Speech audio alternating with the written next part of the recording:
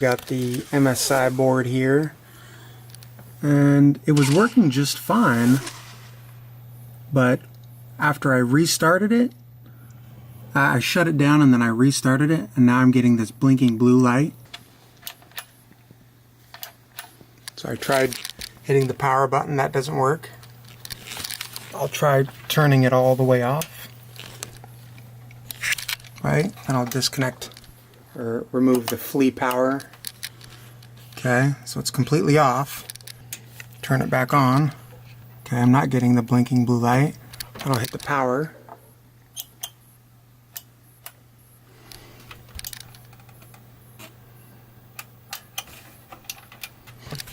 And then I'll disconnect the power plug and plug it back in.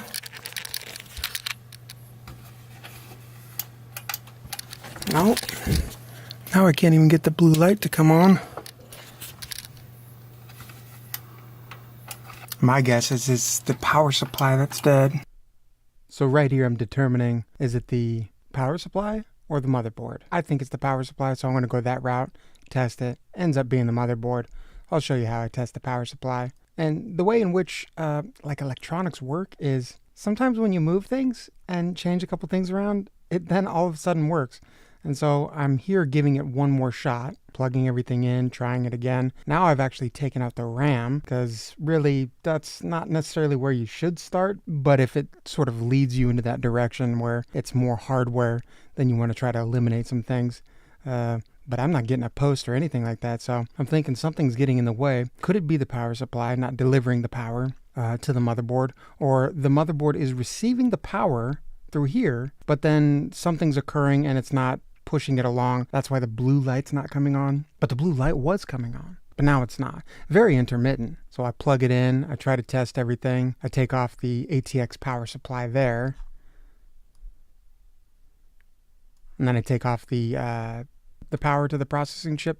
And then here I'm going to test the power supply. So this cord's actually running back to the power supply. And using the paper clip method, you can actually jump these two wires, and I'll show you the information on that. Put a link in the description below to show you where to do that. But you see I've got the paper clip and it's jumping these two wires. So that should force the power supply to either turn on and do its thing as if it thinks that everything's okay, or not turn on because it's busted. And so if it doesn't turn on, it's likely the power supply. If it does turn on, the power supply I'm talking about. I'm using the jump method here, so I'm jumping these two wires. I'll put a link in the description below. This is going to test the power supply versus the motherboard. So by jumping this, you're telling the power supply that the motherboard's A-OK and go ahead and turn on. Nothing to worry about, nothing to see here. Now, if the power supply does turn on, we can assume that likely the functioning of the power supply is not an issue. It's now we need to turn towards the motherboard and start going, maybe the motherboard is having difficulty telling the power supply everything's A-OK because something's not A-OK on the motherboard. So separate out these components. I jump it. Let me go ahead and show you how to jump it. So we can see here that there's lots of information out there on how to jump it. This is the basic method as to what we're doing here. This paper clip's gonna be hot. I don't think you should touch it. I don't think you should allow it to touch anything, as the electricity going from this wire could discharge off onto a component, and it's going to try to find a way to ground out somewhere, thus frying components along the way, or frying cells, or whatever. So we want to be careful here. Obviously, don't try this at home. All the warnings, all the disclaimers, sign the waiver. I didn't tell you to do this, but you can see a lot of people are doing it. They're just jumping it. And so basically, now you want to really check on your own power supply. What is the phraseology here? A pound of prevention is worth 2 tons of preparation. No, preparation H is worth 2 in the bucket and 1 in the fist. Don't beat around the bush, because you'll get mulberries in one hand and lemonade in the other. Now, I'm not sure. Pound of foolhardiness. A pound is worth, here we go. It's Mr. Benjamin Franklin. Hello, Benjamin. An ounce of prevention is worth a pound of cure, right? That'd be the opposite of our medical health society information infrastructure. So An ounce of prevention is worth a pound of cure. Okay, so in this case, an ounce of prevention, so preparation, information, is worth a pound of cure. I don't know what a pound of cure looks like. Curel? What's Curel? Is that like nail stuff? Anyways, God, now I'm on the whole Curel tip. What is Curel? Is that hair stuff? Curel. Oh, skincare lotion. Okay. So a pound of this is worth an ounce of prevention magazine. Oh, God. An ounce of prevention magazine is worth a pound of Curel. Let me do that again. An ounce of prevention magazine, as coined by the great Benjamin Franklin, an ounce of prevention magazine is worth a pound of Curel. Okay, now that we got that, make sure that your power supply is in fact laid out in this way schematically, or you can just give it a shot. Don't take my word for it. I'm not involved. If the cops show up, I'm not involved. You don't know me. But jump the black wire and the green wire, and then we can prove whether or not the power supply is in fact the issue here. So that's what I've done here. I'm going to go ahead and make sure FLIR power's removed and turning on, and we'll turn it on. So I'm getting the power supply fan turning on, and I heard power come from the CD tray. So I'm almost assuming that the power supply is fine. So I'm going to go ahead and make sure FLIR power's removed by unplugging the power supply and hitting the power switch up there. We were able to determine that the power supply fan did come on and the CD tray did activate, showing us that the power supply seems to be working and in proper order. So now, devastatingly, we're looking at the motherboard and we're looking at, is it still under warranty? That's the issue, because troubleshooting the motherboard, that's going to be difficult. But I'm going to go a step further and disconnect all these plugs, remove the CPU. I'm going to remove everything, just give it power, and then we'll see if it works. Spoiler, it doesn't. And I end up warranty RMA returning the whole situation. And it was under warranty, so that is pretty cool. But before I actually return it, I run a little bit of a test, because I have a device. It's a little FLIR camera, so I can actually see heat patterns just like that. Infrared, the heat comes off. One of the problems about this particular device, not to tangent, but reflections are a problem. So shiny surfaces are going to reflect the infrared, and it's going to be perceived as that's actually hot. So if you see right here, that's actually that little button style battery. And there's this is a reflective surface. This is like the riser for the USB that holds the USB on the back of the motherboard. So the reflective surfaces you got to watch out for, so you're not thinking that it's intensely hot. So I set up the camera, I let it run, we do the time lapse. Now, this particular device is really cool. So this is a FLIR one for the Android. You've got this little reversal adapter piece. This is weird. So this is a Nexus 6, Nexus 5s do this as well. Maybe some other devices. I believe a Nexus 7 does it as well. So the flat part of that micro USB, that's not the same with most phones, I don't think. If I didn't have this adapter piece, this FLIR camera would be facing towards me, and so I couldn't see what I'm imaging with the FLIR camera. But with the adapter, I'm able to do it either way. So that's good forward thinking on their part. It would have been nice if there was like a swivel or an extension or something like that. You can get an extension cord, and I used that before, and I put this on a tripod, and then I could hold the camera, the phone, and I could hold the phone independently away from the camera, and the camera was tripoded off. So that's actually an option. Really cool device. A lot of different uses for it. This is one of them. It didn't yield much information, but it's cool, isn't it? It's just nifty. FLIR camera is actually pointed away, and I can see the imagery here.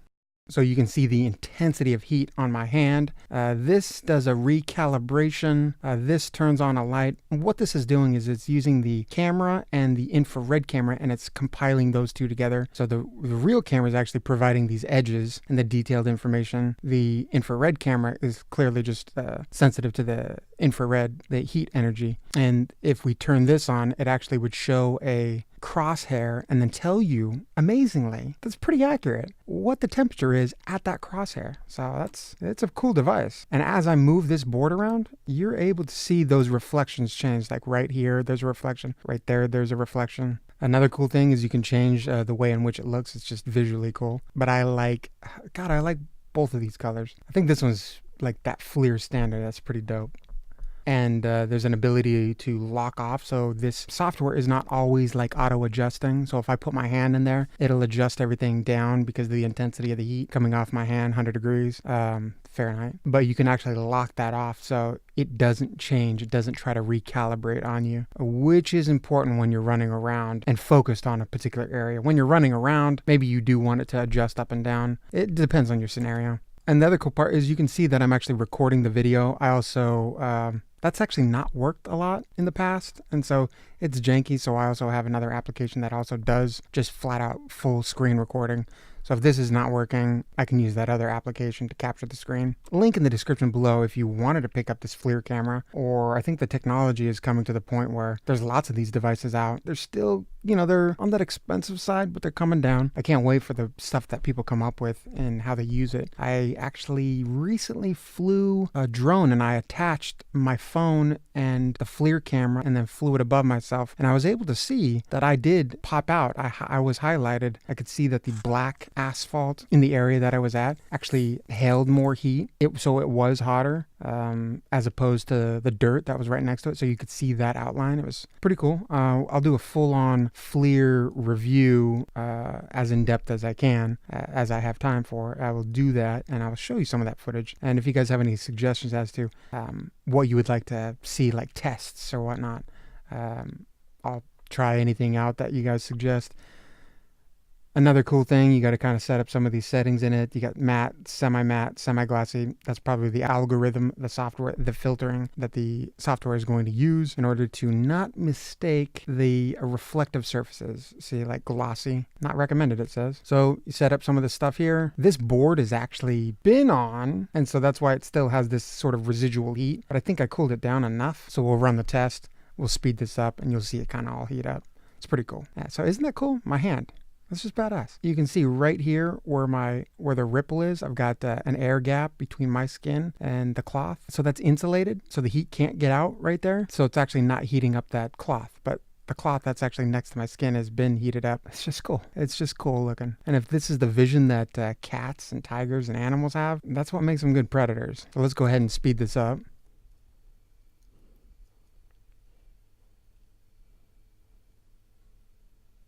So all I'm doing here is I've got this plugged in, and this could indicate where the situation is. So I'm not sure how these motherboards are built, and does it travel here and then travel to this? Seems to be very hot. And is it stopping right there? I don't know that. Here is the image that the FLIR software took itself. And so you can see as I scrub through here, it speeds up. I'm going back and forth with the scrubbing. So let's go ahead and take some infrared readings handheld. And that's 110 degrees. Away from that particular section, 86, 87. So clearly it's correct in that. And then so where that other intense spot was, right down here. Actually, let's get the better view. So right down here, I took a reading right there. And so it could even be this chip right here that's causing all the heat, about 110 degrees. 87 for that chip. 112. Very cool. Here's the RMA process. Easy peasy lemon squeezy. You want to go to their website. MSI warranty. Yeah, MSI warranty. I think that's warranty information, limited warranty condition. You'd have to sign up for your account and then run through all that troubleshooting nonsense. If you're savvy enough, you already know it's the motherboard, though people do make mistakes and they come to assumptions. And so you don't want to mail off the board when it's not the board's problem. I think you'll incur a bunch of fees. You want to make sure the board is the problem. So they really want you to actually jump through their troubleshooting hoops because they don't want to incur any charges and they want your problem solved. And you want your problem solved as soon as possible, though they can put up some roadblocks like most people do and try not to... it costs them money when they have to do that. So they're trying not to do anything unnecessary, and definitely kind of trying not to do anything necessary too. It's not in their business interests, but then you get the bad taste in your mouth from MSI, and then you no longer buy their product, and then you pick another brand like Asus or something like that. So it's in their best interest to have an awesome product and deliver that less Schwab type customer service, but not so people can take advantage of them. All right, let's check this out. Warranty, blah, blah, blah. So the 3 steps for repairing. If you encounter any problem in the product usage, we suggest you consult the following steps and quickly resolve your problem. Screen the problems by self-checking. So please first review the user manual and software CD included in the product. Visit MSI website for support, which I think you have to sign up for to get things started. Seek the support from the original store of purchase or distributor of the product. That's actually what they want you to do. If it's within 30 days or whatever it is, obviously get back to that store. Is it Newegg? Is it Amazon? Is it Fry's? Where is it? Bring the product to the authorized service center for maintenance. That's super vague, and what does that even mean? What, is there an MSI store somewhere? No, they're going to have to tell you where you need to bring it. Their different products have different warranties, flat out, okay? So look, 3 years warranty period of 36 months applies to all MSI motherboards. So it's 3 years. So following circumstances included from warranty cover product damage caused by thunder, blah, blah, blah, blah. Okay, all that standard stuff. There's where you're going to find it. You're going to find it on the ATX 24 pins. Yes, you're going to want to get that information. See, the thing I don't like about these websites is I'm here ready to proceed to a warranty situation. Where is my next button? Where's my button? Where's my button to go off to start the whole claims process? This is what these people do with these warranties and stuff. They give me all the information. Where's my link? Can't you just link it? It's the internet. Just link it and we can move forward. But this is actually what I experienced. It's obnoxious. Maybe I got to go to service. Do I have to go to service? So now we're going to do support, online support, technical support, online customer, basic troubleshooting, MSI forum, technical, use this one time for technical support issues. Okay. We got to register our product. Jesus, I don't know what this is.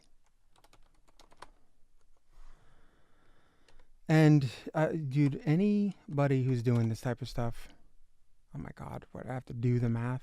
So anybody who's doing warranties, the more hiccups, the more confusing you can make it without looking like you're trying to make it confusing would prevent people from seeking that warranty. So the harder you make it, the less warranty claims you actually have. That's smart from a business point of view, but maybe not, because then you have a group of upset people who don't know how to navigate through your website to find, the ultimate gold nugget and get this thing swapped out. So then they don't buy MSI again, or they talk bad about it. So maybe you might want to make it a little bit easier. Whatever, maybe they all do this. Let's continue. Product registration. You're going to want to register a product. I want to register a new product. Support history, because I've already gone through this step. So this was that X99a Gaming7. You would have gone here. You would have registered a new product, and you would have gone through the steps. And then I think you would have seen where you could ask for the warranty because your problem hasn't been solved. Or they would have emailed something back, and then they would have given you the RMA, and it would have been in an email format. So this is kind of where you guys need to go if you do want to seek warranty. I get an email, and it says, please read the entire context of this email before shipping your RMA package to MSI. You always want to follow all this stuff, because then they can say, well, we didn't receive it, or it got lost in our shipping warehouse, and all that stuff. Okay, so print out the email, insert it in the RMA package, attach it as a packing slip. You might want to print out another copy for your records, but you have digital records, so why would you print out another copy? I don't know. Maybe they sell paper too, and they just want you to buy more paper. The RMA number must be clearly presented, either on top of the package or the shipping label. Another thing that people do when they have these warranties that they say, yeah, we have a full warranty, but they make it difficult to get. I'm not saying that MSI is doing that, but another thing is to make the directions complicated and then say, well, you didn't follow it to the letter and something got lost and we can't honor it now. Some people might do that. I don't think big companies are into that sort of game. But this is kind of like the rebate game. You know how the rebate game is, they wanted you to get the UPC, but you didn't get the UPC. You didn't cut all the way through the box, or you cut off a number, or the receipt that you gave it's hard to read, and it's a photocopy, or you didn't circle the price that you paid, and so they can come up with all sorts of things. So just on this one, do these like you're doing your taxes. You got to do it to the T, or you get penalized. Physically damaged motherboards. Oh, send only the item that needs service. Please remove all the standoffs and the CPU heatsink, any bracketing that you've put on. Really get it down to bare bones. Definitely pull out your RAM. Okay, you don't want to go lose a bunch of RAM. So send only the items. Do not ship the processor, memory, manual, software. I only put it back in its original box, so they can't come and say, well, you packed it not appropriately, so it got damaged. So did I care that I didn't get the box back? Not really. It's good when you try to sell it on Craigslist or something like that to have the original box, but whatever. I gave the original box. It had the foam, it had all the inserts, so they can't say anything got screwed up because I packed it in what the original manufacturing package was. Physically damaged motherboard and VGA, video graphics adapter. Physical and or liquid damage is not covered under warranty terms and conditions. There will be a replacement fee assessed, blah, blah, blah. Examples of physical damage are, but not limited to, bent pins in the CPU socket, damage to an I/O port, USB pin headers, liquid damage, cosmetic damage, induced damage caused by improper installation. All motherboards, VGA, video graphics adapters, RMA replacement, will be certified refurbished. So what you're going to get back is what is quote-unquote a refurbished unit. All refurbished replacements are tested and fully functional and still carry your original remaining warranty. You are responsible for the one-way shipping cost from your end to MSI. So that's what you're going to incur. You're going to incur this shipping cost. You want to insure it. Don't ever ship anything USPS. Apparently, they don't pay your insurance, and they don't pay insurance, period. It's like, maybe they do, but I don't know. I've talked to so many people, and they say USPS, their insurance, well, one, the company, I don't know if you can call it a company. It's public-owned company, right? I don't know. They're garbage, okay? They don't honor the insurance thing. Again, like the rebates. They make you jump through a bunch of hoops. You miss this, you miss that. A lot of small writing. Everybody's going to miss something. You don't get paid on the insurance. If any of you out there are listening to this and you're saying, wait a second, I've been paid, leave a comment. Say you've been paid. Change my mind. Make me think that USPS isn't dirt. But I've had them lose packages. I had a signature only to this one specific individual. The dude signs clearly not the name that he was supposed to sign. The $500 camera ends up going to the wrong individual. I say, hey, wait, there's a problem. How can your operator, your delivery person, accept a signature that was legible saying a completely different name and you're not responsible? How are you not responsible? That stuff is preposterous. So maybe UPS, maybe FedEx, maybe they charge extra for a reason. You are responsible for one-way shipping costs for your end to MSI. You must package your RMA item inside a carton box. Please make sure the product is well cushioned and secured using proper packaging materials to prevent shipping damages. MSI is not responsible for any loss or damages caused by shipping or improper packaging. So this is where you want to be really careful about all this. Once your RMA package has been received, go to the next page. I don't think I flip it over. You want to cut and tape that on there. So then you want to use the original bag. So they go, you didn't use an anti-static bag, and well, we've got electrostatic discharge on a particular transistor, and well, sir, we think you're the cause of it. And Grassy Knoll and Oswald Patton and what am I talking about? I don't know either. Let's continue. Get it in the anti-static bag. Okay, seal it up, fold it over. Make sure it's well seated. Yeah, got everything good. Take all your pictures, guys. A pound of prevention is worth an ounce of cure. No, a pound of prevention is worth 2 tons of cure. That's the situation. If you got a different box, use a different box. Keep your box. You're gonna, if you sell it, you're gonna want your box. But you want to double box it, right? You want the original box that it came in, and then go ahead and put some bubble wrap on it. Take time on this particular situation. This isn't like you're not sending something to eBay, and it's a requirement to use cupcake duct tape. It's cute, right? Speedy service. You get speedier service with cupcake tape, especially with the cherry on top. With a frickin' cherry on top. This is the taping method I like. I like coming and sealing up all seams so nobody can peek in. So actually anybody looking through stuff and trying to pull the tape off and look inside and then try to retape it, it becomes, they look at the outside of the packaging, they go, I can't get away with that one. Like envelopes. When you have the self-adhesive envelope, that is weak. That adhesive is weak. You can peel that off and put it back on and nobody be the wiser. I always tape that up with, clear packing tape, my letters. So anybody getting my letters, what do they got to do? They got to use scissors for show, or a bat knife. Shout out to Barnacles. Bat knife, bat knife. Bat knife. Bat knife. No, bat knife, bat knife, bat knife. So we do the tri-fold action. I taped up the box before I got that other information in there. So That's my bad. So whenever I do that, I end up just cutting a slit here and shoving it in like I'm doing. Yeah, this is that clear packing tape that I like to use. And we're going overboard. That's right. Overboard with Kurt Russell and Goldie Hawn. Yep, that's what we do. Too much to get through. Basically, the whole box becomes just packing tape, just made out of packing tape. And so no water damage comes on or anything like that.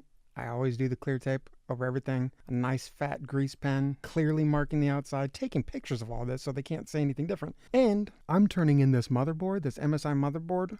I have a Xeon. I have a 12-core Xeon processor.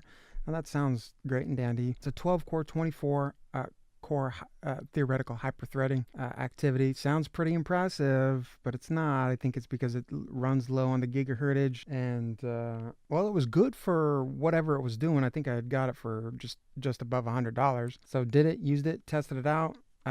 Because I'm getting a new motherboard, hey, I might as well get a new freaking processor. So the 5820 had been out for a while. The prices were low enough. At this time, I think I got it for about $300. This is the i7 5820k HexaCore. That's right, HexaCore. This is a beast. And I didn't know it at the time how much of a beast it was, but when I put it in and got to using it, I was freaking impressed. This one in particular was brand new in box, so that's probably $300.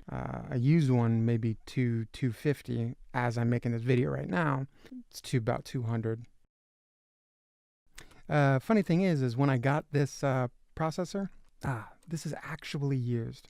Why did it think it was yeah, I'm sorry. This is actually a used processor, and this little piece of thermal grease was where the hole is on the processor die. You know, there's a hole on some of these processors. I think most of them. If you're putting too much thermal grease on, you can get this hole clogged. I'm not even sure what that hole does, but somehow there's thermal grease hanging out there, and I just thought that was weird. I cleaned it up. Processor ran great, fine and dandy.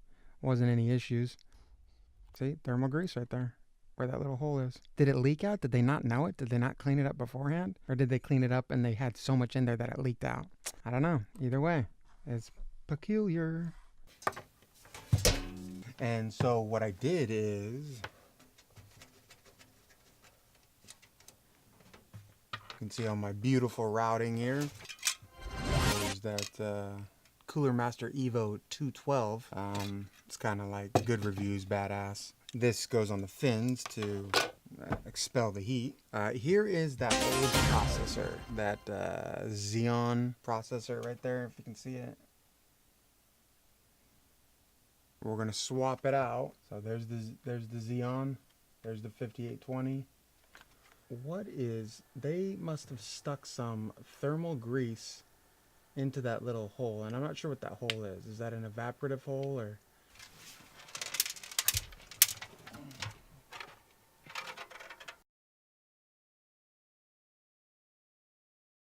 So let's go ahead and break out that motherboard that I sent in for that MSI warranty repair because of the blue light and the no post situation. And they sent this back in a decent amount of time. X99a Gaming. So this is like a replacement box, I guess. Yeah, obviously make sure you're always, grounded and you don't have a little static discharge cause a short. And watch where you're grabbing on the board, of course. Okay, so we got the brand new board. I've already got the panel installed over there. I've already got my standoffs here. Maybe we'll want to put on the CPU and that stuff first. So we'll do that first. That's one heavy mother effer. This is the grease I'm going to use. It's the Formula 7 Nano Diamond. Right there.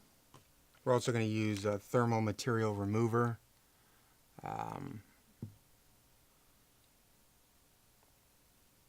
And we're going to use a thermal surface purifier. We're going to use that as well. And then we've got some alcohol towelettes here. So we'll go ahead and get this stuff off of there. Okay, so if you don't have these are good to get. These are off of Amazon. This is like lint free. So what I'm going to do is I'm going to use a thermal material remover first off. The way I'm going to do that is I'm just going to add a couple tiny drops, 3 of them, because I need to do the processor and I need to do the heatsink. So let's go ahead and do the processor. And it has the odor of lemon. It smells very lemony.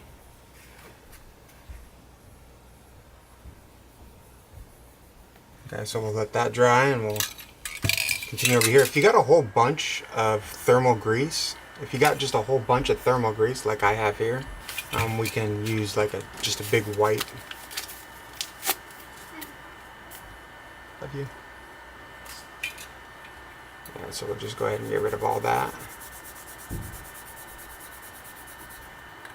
We want a ridiculous connection between this with minimal thermal compound, but we want a perfect conductive connection between the processor and the heatsink. And the fan can blow the heat off the fins. Our thermal surface purifier. Surface purifier, step number 2. Here we go. We're going to do a couple drops. And that's not terribly absorbent, as you can see.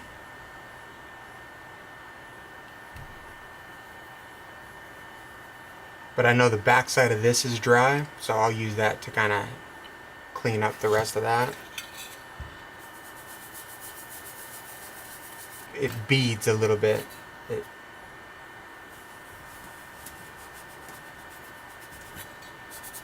Anyways, we'll dry it with the backside, but I'll do the chip first. Okay, so now we're done with the prepping of the surfaces, and so now we'll want to apply the thermal compound. We'll want to apply this not liberally. We don't want it to squish off the sides. We want just enough to create the smallest seal with no bubbles, no glooping, and just minimal amounts, but enough to do the job. That's what we're looking for. Okay, go ahead and install this.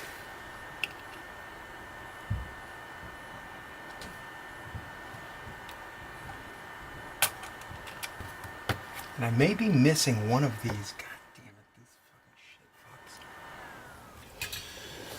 I think I lucked out. I think in my bin of crap, I was able to find. So one thing you want to do is when you turn in a motherboard to a manufacturer, don't think that you're going to get the motherboard back or any of the pieces. I think what had happened is I left one of these bolts, female male bolts, adapters on the board, and they probably have that now, and they sent me a brand new board, so I'm not going to get that back. I think they sent me a brand new board. Can't really tell here. So we've got, it says R3, R3, R3, and R3. I've got an R3 here, but we've got to find which way this goes. We can tell by these notches here. So I've got 2 notches here, and then I've got 2 notches there. So I can put it this way, or I can put it the other way.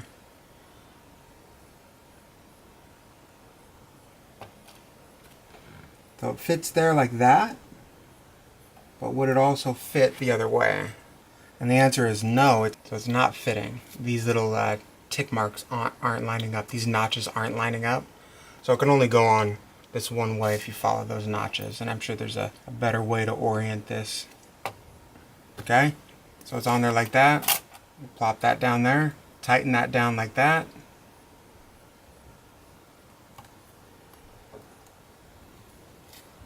And we'll tighten it down like that. So now the processor is being held very tightly in there. We need to apply the thermal paste. We need to make sure that there's no dust that comes on there, no liquid from my mouth. Say I'm spitting, we don't want any liquid to come on there, because I imagine when that gets very hot, it's going to start creating steam, and then you're going to create like maybe a little bubble or something underneath there. And if you try to overclock the processor, I mean, if the processor is very heat sensitive, you know, you're just asking for trouble there. So I'm going to use this, I think I'm going to use this little plastic thing as my little scraper here. So, and before you add the heatsink on there, you want to make sure that any securing screws to the chassis, to the tower, any of those securing screws you're going to be able to access with that on. So if we put this on that way, I'm not going to block anything. You also want to know how your case is being vented. And so from my case, it's going to be front to back. So the vent's going to need to occur this way, which gives me the most room. And then the fan is going to push the air this way or pull the air that way, one of the two. So these little screws, these guys, are going to be placed right here. That actually came with the HeatSink. And so we'll use that to tighten down these adapters. Meanwhile, I know I'm probably dropping some debris, some dust particles on top of the CPU, which I don't want to really blow with my mouth because of the likelihood that moisture is going to get on there, but I'm going to put it on like that. Let's go ahead and apply our Formula 7.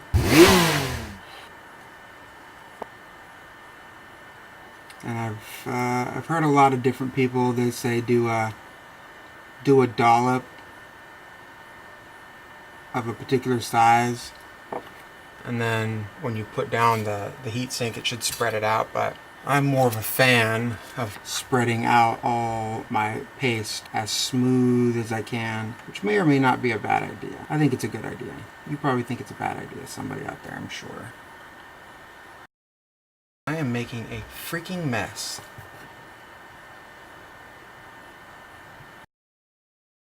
I'm going to say that's enough. So we're going to just let it go down once, and we're not going to want to bring it back up. Okay, see how it's situated there? Now we'll go ahead and take these guys.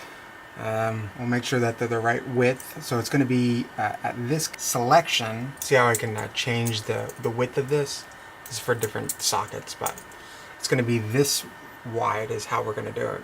So, but in order to get through the pipes under here, we need to actually go much skinnier so I can actually fit these through. And then this spot right here, this screw is going to go into the hole on top. Okay, let's see if we can do this.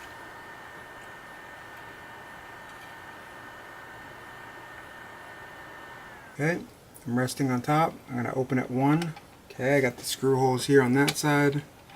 I'll be able to reach those. Let's start screwing it down.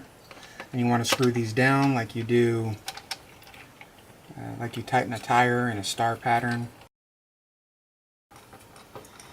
So I've got them all started. Now I'm going to start to tighten this one down as much as I can, and then I'm going to go across the way.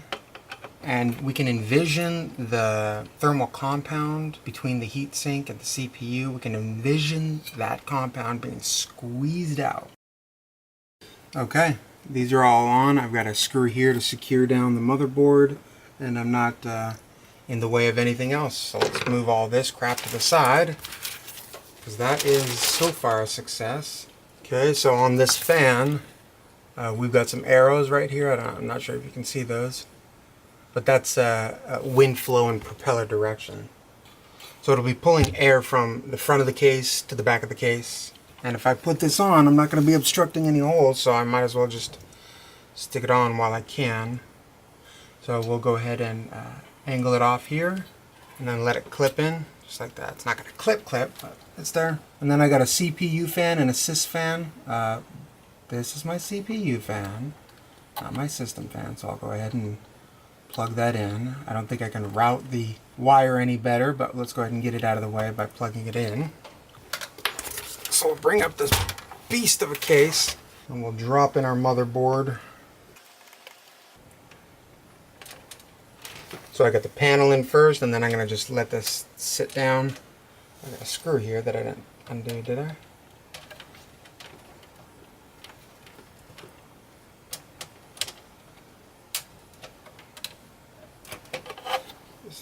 Oh, they left a screw on there. Oh. Those idiots. Now we just want to be able to see most of the holes there, and then we'll go ahead and proceed to screw everything in. So if you got a magnetic screwdriver, this will be the easy part. And here's an idea. Don't screw these all in all the way. Otherwise you may be securing the motherboard in cockeyed, and some of the other screws may not be able to get through. So just do a loose secure, just so you can get all the screws in, and then come back and tighten it all down. I would say that having a screw loose is not a good thing, but in this case, temporarily, it is.